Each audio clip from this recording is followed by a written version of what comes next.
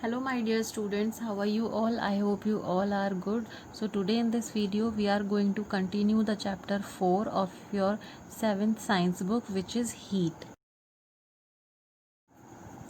अब हमारा टॉपिक है ट्रांसफ़र ऑफ हीट का ट्रांसफ़र होना। जैसे कि आपने ऑब्ज़र्व भी किया होगा, जब हम फ्लेम पर पैन को रखते हैं तो पैन जो है वो हीट की वजह से गर्म हो जाता है। तो इसका मतलब क्या है कि वो जो हीट होती है वो पैन में ट्रांसफ़र होती है। पैन पहले कूल होता है और फिर उसके बाद उसमें फ्लेम पर उसको रख देते हैं तो वो पैन जो है गर्म हो जाता है। अगर हम पैन को फिर हटा करके साइड में रख दें तो धीरे धीरे से पैन दोबारा से ठंडा हो जाता है। इससे हमें क्या पता चलता है कि हीट जो होती है वो फ्लो करती है। बट हीट कैसे फ्लो करती है? हीट हमेशा हॉटर ऑब्जेक्ट से कोल्डर ऑब्जेक्ट की तरफ फ्लो करती है।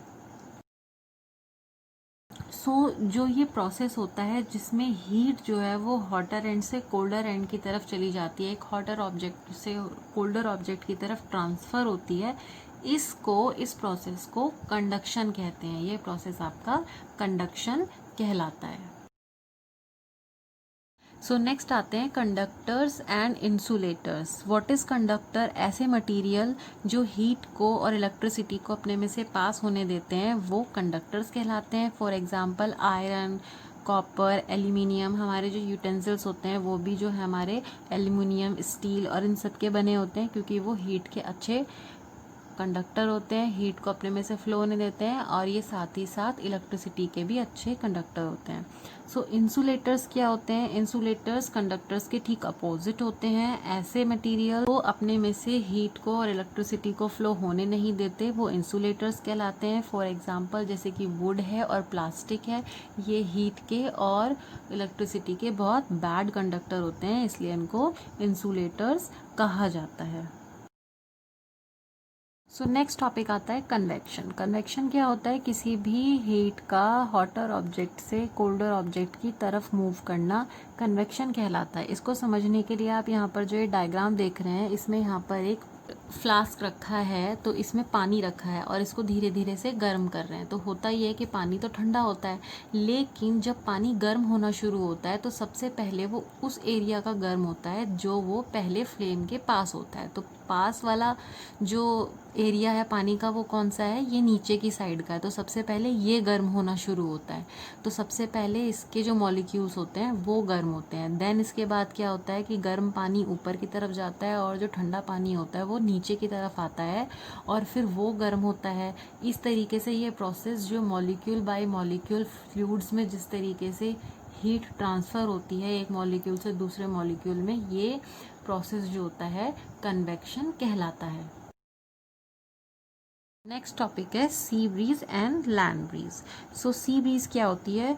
वो हवाएं जो समुद्र से लैंड की तरफ चलती हैं, जो लैंड की तरफ मूव होती हैं, वो सी ब्रीज कहलाती हैं और ये दिन के समय चलती हैं। और उसी तरह से लैंड ब्रीज जो होती है वो रात के समय चलती हैं और वो लैंड से समुद्र की तरफ बहने वाली हवा होती है, तो उसको लैंड ब्रीज कहते हैं। अब इसमें डिफरेंस क्या होता है? जैसे कि आप यहाँ पर डायग्राम में देख भी रहे हो, इसमें आपको क्या बताया गया है कि डे टाइम और नाइट टाइम की आपको बताई गई है किस तरीके से सी ब्रीज और लैंड ब्रीज वर्क करती है। तो ये सी ब्रीज है और ये जो है लैंड ब्रीज है।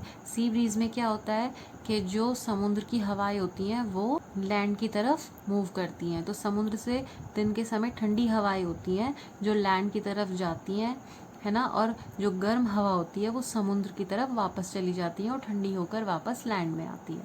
इसी तरह से रात के समय पर क्या होता है कि रात के समय पे जो लैंड ब्रीज चलती हैं वो वहाँ की जो ठंडी हवाएं होती हैं, ज़मीन से जो लैंड से जो ठंडी हवाएं होती हैं वो उठकर वापस समुद्र की गर्म हवाओं में मिलती हैं। नेक्स्ट है kinds of clothes we wear in summer and winter.